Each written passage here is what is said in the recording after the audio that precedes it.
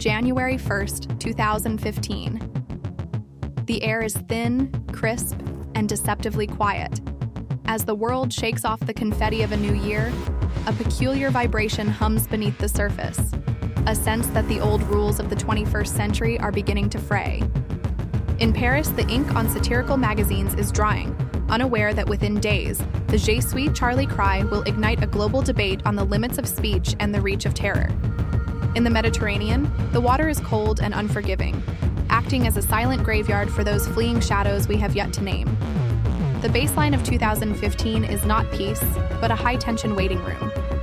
We enter the year with a smartphone in every pocket and a growing suspicion that our connectivity is becoming our cage.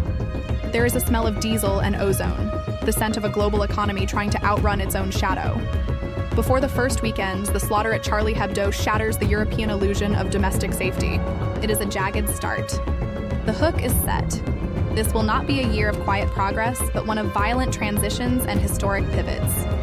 We are standing on the precipice of a decade that will lose its mind, and 2015 is the moment the first stone slips.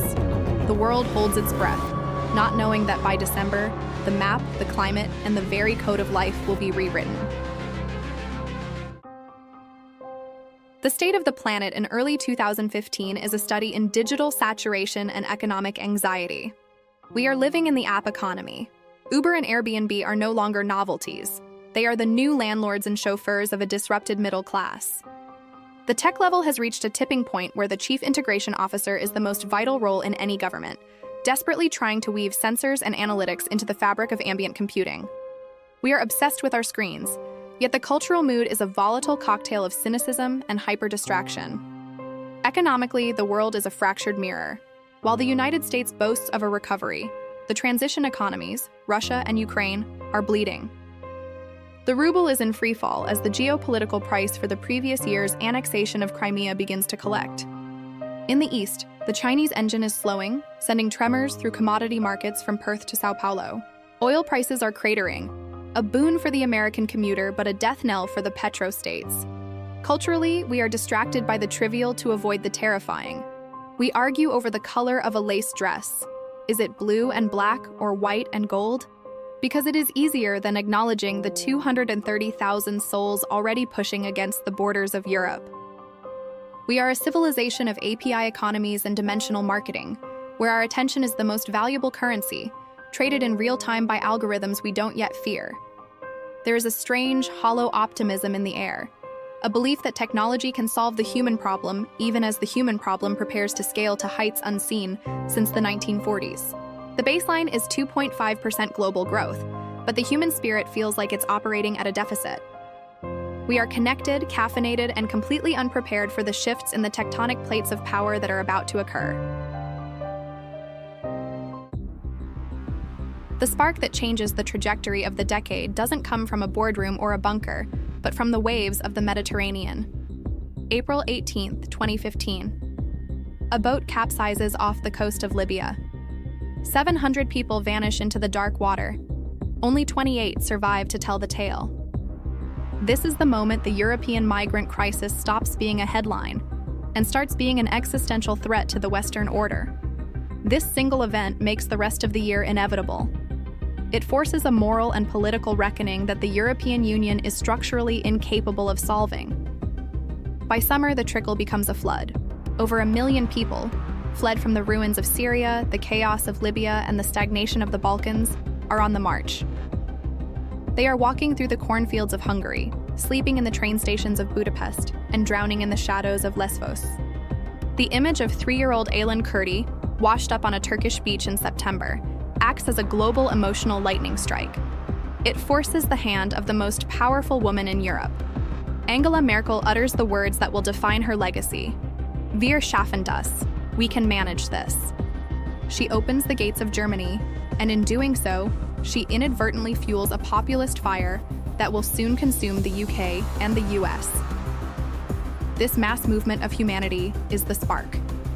It triggers a resurgence of nationalism, a hardening of borders, and a fundamental questioning of what sovereignty means in a borderless digital age. The migration crisis is the inciting incident because it proves that the wars of the Middle East cannot be contained by distance. The world is small, the fences are thin, and the in-group is about to panic. While the European center struggles to hold against the migrant tide, the political chessboards of the West are being kicked over by outsiders. In May, David Cameron secures a surprise Conservative majority in the UK, a victory that forces him to honor a dangerous manifesto pledge, an in-out referendum on the European Union. The seeds of Brexit are officially sown in the fertile soil of British Euroscepticism.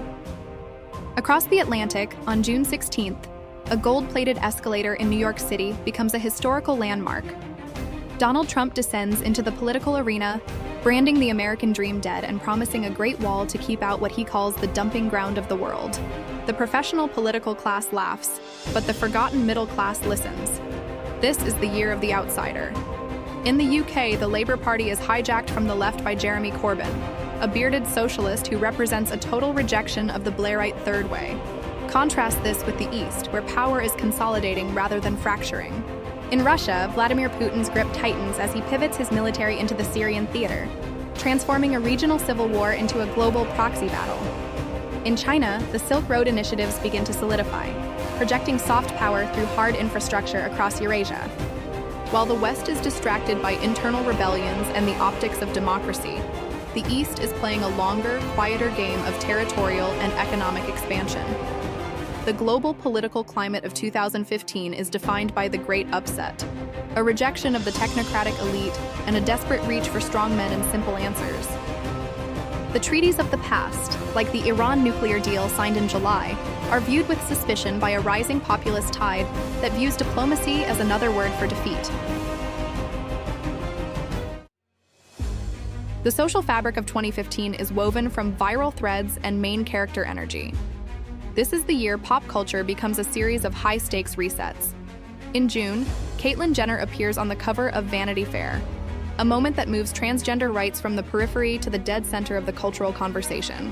2 weeks later, the U.S. Supreme Court rules that love wins, legalizing same-sex marriage in all 50 states and turning the White House into a rainbow-lit beacon of social progress. But the main characters of 2015 are also digital ghosts.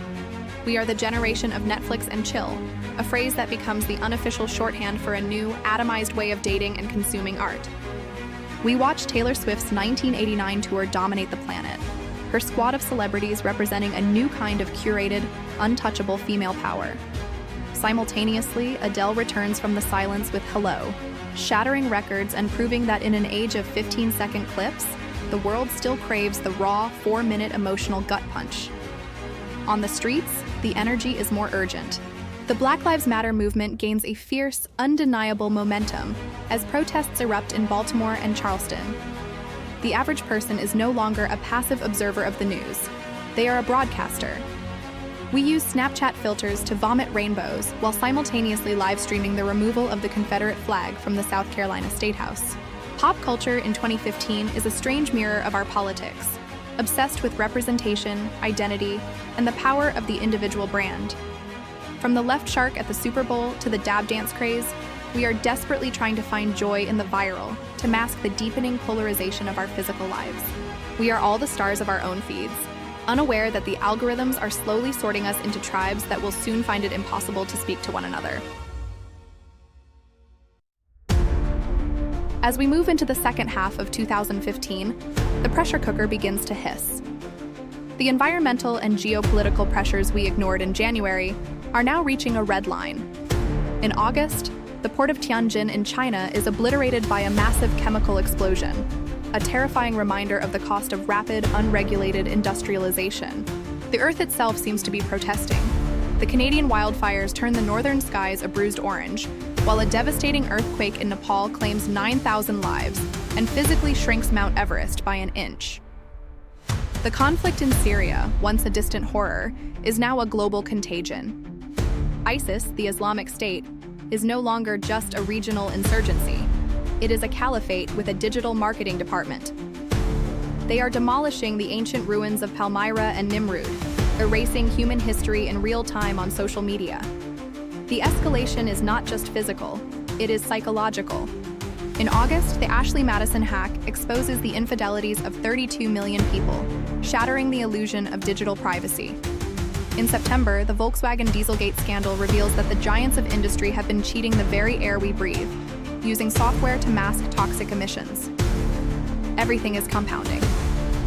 The migrant crisis in Europe is met with the construction of razor wire fences in Hungary. The summer of mercy turns into a winter of walls. The momentum is building toward a breaking point. The climate is hotter than ever recorded. The borders are under siege, and the digital world is a minefield of leaks and hacks. We are living in a global feedback loop where every crisis fuels the next. The red line is not a distant threat. We are standing on it. The pressure is so high that by November, the City of Light will find itself in total darkness. In the midst of the chaos, 2015 provides a breathtaking ledger of human wins. This is the year we finally stop looking at Pluto as a blurry pixel and see it as a world.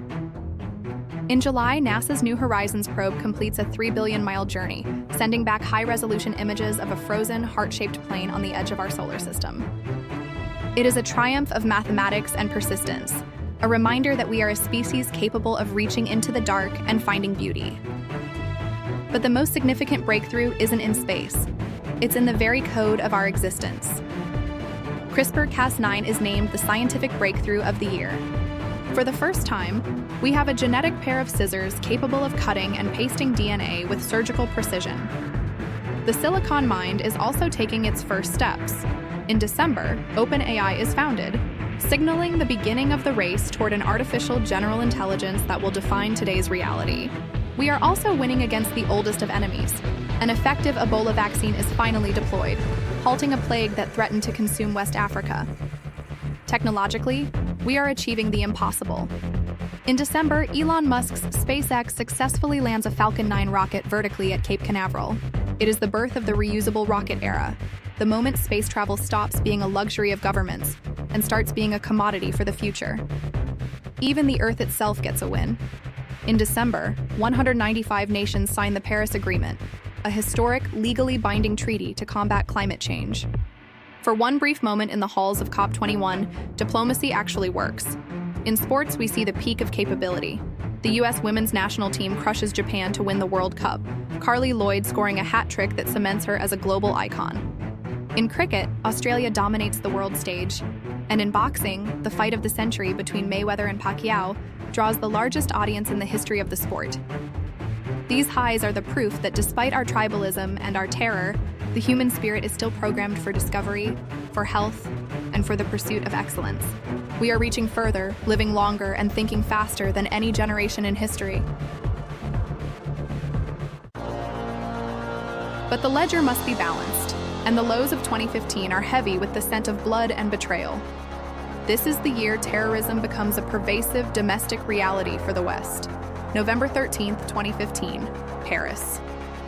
In a coordinated strike on cafes, a stadium, and the Bataclan Theater, ISIS militants slaughter 130 people. It is the deadliest attack on French soil since the Second World War. A night of screaming, sirens, and the realization that a war on terror has no front lines. The human cost of our failures is everywhere. We see it in the Garissa University massacre in Kenya, where 148 students are hunted down for their faith. We see it in the Austria refrigeration truck, where 71 refugees are found suffocated on a highway. A grim monument to our inability to manage the movement of our own species. The diplomacy we praised in Paris fails elsewhere. The war in eastern Ukraine continues to grind through ceasefires, and the siege of Aleppo turns into a charnel house. We are also losing our icons. The cultural ledger is depleted as we say goodbye to David Bowie, whose final album, Black Star, acts as his own epitaph. Prince, and the king of the blues, we lose the wisdom of Terry Pratchett and the cinematic gravity of Christopher Lee. These are the deaths of the 20th century's giants, leaving us in a 21st century that feels increasingly hollow. Natural disasters add to the toll. The heat waves in India and Pakistan claim thousands of lives, proving that for the poor, climate change is not a future threat, but a current executioner. In the US, the lows are social. The mass shooting in San Bernardino and the massacre at the Emmanuel AME Church in Charleston prove that our internal hate is as lethal as any external threat. The ledger of loss in 2015 is a reminder of our fragility. We can land rockets and edit genes, but we cannot seem to stop killing one another over lines on a map or names of a god. It is the most emotional part of the archive because it shows that our technology is outstripping our empathy. 2015 is the mandatory chapter in the history books because it acts as the hinge between the post-9/11 world and the populist era of the 2020s. This is the year the old liberal order died. The assumption that borders would remain open, that globalization was inevitable, and that the center would always hold was shattered by the migrant crisis and the rise of the political outsider. What was born in 2015 was a new, fierce nationalism that we are still grappling with in today. This was the year the system was exposed as being too slow for the digital age. The CRISPR scissors were born, changing our relationship with biology forever. The Paris Agreement was born, giving us a final, desperate roadmap for survival. 2015 mattered because it was the last year of plausible deniability. We could no longer pretend that the Middle East's wars wouldn't reach our streets, or that our carbon wouldn't change our weather, or that our data wouldn't be used against us. It was a year of the great reveal. It stripped away the illusions of the early 2000s and forced us to look at the raw, jagged reality of a planet that was getting smaller, hotter, and angrier. It is a mandatory chapter because you cannot understand the upsets of 2016 or the lockdowns of 2020 without first understanding the acceleration of 2015. 2015 was the year we stopped drifting and started sprinting, straight toward a cliff we didn't want to see. We ended the year with a climate pact and a reusable rocket, a species caught between its greatest aspirations and its darkest impulses. But if 2015 was the acceleration, then the following year would be the impact. The archive is closing on the year of the migrant and the gene editor, but the vault is just opening on the year that would break the world's political spine. Join us for the next exposure. 2016 is up next. How does 2015 dictate our lives right now? Look at your surroundings, environment and chaos. It might have started now. The reasoning AI that manages your schedule and edits your videos was born in the research labs of 2015. The API economy that allows you to live without a physical wallet or a car key was standardized during the silicon boom of that year. The laws we live under, specifically the hardening of digital privacy and the right to be forgotten, were forged in the fires of the 2015 hacks. The very structure of our politics, the deep polarization between the globalist and the nationalist, is a direct inheritance from the 2015 migrant crisis and the Trump Brexit precursors. Even our healthcare is a 2015 legacy. The personalized gene therapies currently curing cancers today are the direct result of those first CRISPR scissors sharpened many years ago. We are living in a world that was beta tested in 2015. The systems of mass surveillance, the reality of remote work, and the shift toward renewable energy all found their momentum in that specific 12-month span. 2015 was the operating system update for the 21st century. We are just the users living within its code. Every time you cross a digital border or use a CRISPR-derived medicine, you are interacting with a choice made in 2015. It didn't just happen, it started. If this year surprised you, challenged what you thought you knew, or reminded you of something you lived through, leave a comment with what it meant to you. If this series helps you understand the present through the past, consider liking the video. And if you want every year exposed, subscribe to the channel. History isn't just something we watch, it's something we interpret, and something many of us lived through. Another year exposed is coming soon. Turn on notifications so you don't miss the next chapter.